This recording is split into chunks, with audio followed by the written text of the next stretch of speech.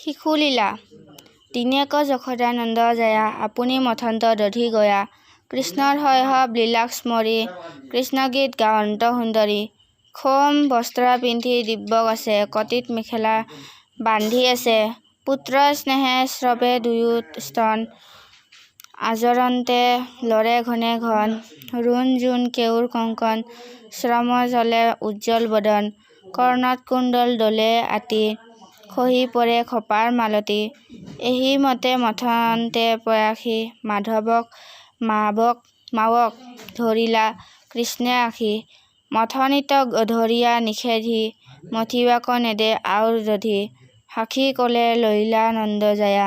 দিলা স্তন পুত্ৰ মুখ চাই দেশন্ত উঠলি দুগ্ধ পৰে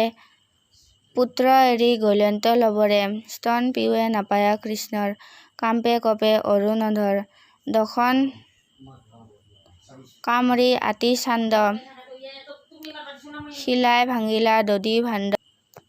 মহাকপে কথাৰ পখিলন্ত হিনচিৰাই লবনো ভুঞ্জন্ত আখিলা যশোদা নমাই ক্ষীৰ দেইখৈ সান্দি ভাঙিলা দধিৰ জানিলা পুত্ৰ কৰ্ম গোপী সাক্ষীয়া দেখিলা পখী সুপি উৰল উপৰে বখি হৰি ভুঞ্জন্ত লবনো চুৰি কৰি সিকিয়াৰ পৰা নমাই আনি বানৰকো দেন্ত দলি হানি শংকিত নয়নে নাহি হাৰি দেখিয়া যশোদা লইলা বাৰী মাৰিবে আসন্ত জানি দৰে দিলা লৰ মাৰি উলৰে পাছে পাছে যশোদা খেদন্ত ভয়ে লাগে মাৱক নেদন্ত যাক যোগী নাপাৱে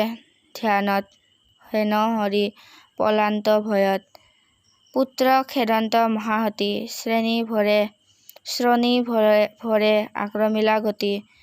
বেগত মেলান ভৈল খপা খহি পৰে মালতীৰ থপা গোবিন্দে মাৱৰ শ্ৰম দেখি ৰহিল কান্দন্তে মুদি আখি সভয় নয়ন চান্দ দৰে যশোদা ধৰিল আখি কৰে ভাণ্ড ভাঙি আৱে যাইবি কথা খাইব আজি কৃষ্ণ তোৰ মাথা সকল লবনো কৈলি নাশ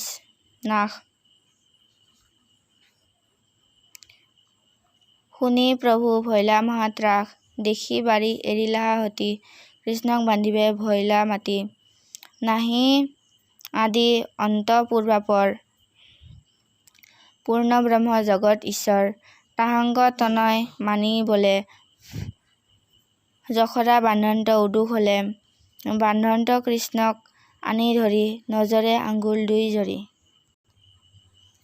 অতি চমু উত্তৰ দিয়া কৃষ্ণগীত গাৱন্ত সুন্দৰী কৃষ্ণগীত গোৱা সুন্দৰীগৰাকীৰ নাম কি বা কোন কৃষ্ণগীত গোৱা সুন্দৰীগৰাকীৰ নাম যশোদা কৰ্ণত কুণ্ডল দলে আতি কাৰ কৰ্ণৰ কুণ্ডলৰ কথা কৈছে যশোদা কাণৰ কুণ্ডলৰ কথা কোৱা হৈছে কম্পে কপে অৰুণধৰ ইয়াত কাৰ অৰুণধৰৰ কথা কৈছে কৃষ্ণৰ অৰুণধৰৰ কথা কৈছে মথনি ধৰিয়া নিষেধি মথনি শব্দৰ অৰ্থ কি মথনি শব্দৰ অৰ্থ হল গাখীৰ ঘুটিবলৈ ব্যৱহাৰ কৰা এবিধ সঁজুলি নজৰে আঙ্গুল দুই জৰি ইয়াত কাৰ জৰিৰ নাটনিৰ হৈছে যশোদাই কৃষ্ণক বান্ধিবলৈ অনা জৰিডালৰ কৈছে নাটনি হোৱা বুলি কৈছে ৰুণ জোন কেউৰ কংকন কাৰ কেউৰ কংকনৰ ৰুণ জোন শব্দৰ কথা ইয়াত কোৱা হৈছে যশোদা কেউৰ কংকনৰ ৰুণ জোন শব্দৰ কথা ইয়াত কোৱা হৈছে শিশুলীলা পাতি ফুটি উঠা শ্ৰীকৃষ্ণ মানৱীয় ৰূপৰ বিষয়ে নিজৰ ভাষাৰে লিখা মহাপুৰুষ শ্ৰীমন্ত শংকৰদেৱে বিৰচিত কীৰ্তন ঘোষাৰ অন্তৰ্গত শিশুলীলা নামৰ পাঠটি পৰম পুৰুষ শ্ৰীকৃষ্ণৰ ঐশ্বৰীৰ ৰূপৰ উপৰিও সাধাৰণ মানৱ শিশুৰ ৰূপত অতি সুন্দৰভাৱে পৰিস্থিত হোৱা দেখিবলৈ পোৱা যায়। সাধাৰণতে মানৱ শিশুৱে যেনেকৈ মাকক আমনি কৰে, মাকৰ লগত ঠেই পেচ কৰে, ঠিক তেনেদৰে ভগৱান শ্ৰীকৃষ্ণইও মাক যশোদাৰ লগত ঠেই পাতিছে। মাকৰ মনোযোগ আকৰ্ষণ কৰাৰ বাবে ঘৰৰ বয় বস্তু ভাঙি দলিয়াই লংগ-ভংগ কৰিলে। মাকৰ খং উঠাত ভয়তে পৰ পলাইছে আৰু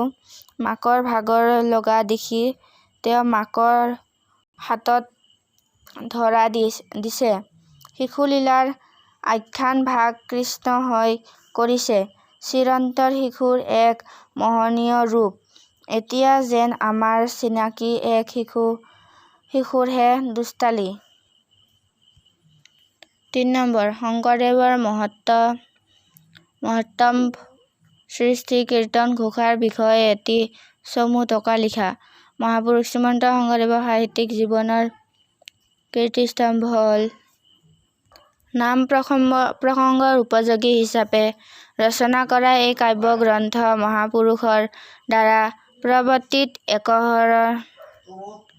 একশৰণ নাম ধৰ্ম মূল পুথি। বিভিন্ন ছন্দৰ প্ৰয়োগ, ৰসৰ প্ৰাধান্য তথা ভক্তি ধৰ্মৰ গুণানুকীৰ্তনেৰে ভৰপূৰ কীৰ্তন-ঘোষাত ৯টা অধ্যায় আছে। সাহিত্য গুণেৰে সমৃদ্ধ কীৰ্তন-ঘোষাই ভক্তিৰসৰ ফলৰ দ্বাৰা নিঃসৰণ কৰাৰ উপৰিও আমাৰ সমাজৰে জনসাধাৰণৰ মনতো এক বিশেষ স্থান অধিকাৰ কৰি আহিছে। ৪ প্ৰশ্ন। শিশুলীলা পাঠটিৰ অন্তৰ্নিহিত তাৎপৰ্য বুজাই লিখা। গুৰুজনাৰ কীৰ্তন পুথিৰ অন্তৰ্গত শিশুলীলা পাঠটিৰ ভক্তিৰসৰ অমৃত নিজৰা প্ৰবাহিত হৈছে। অনেক সাধনাৰ বলত যশোদাই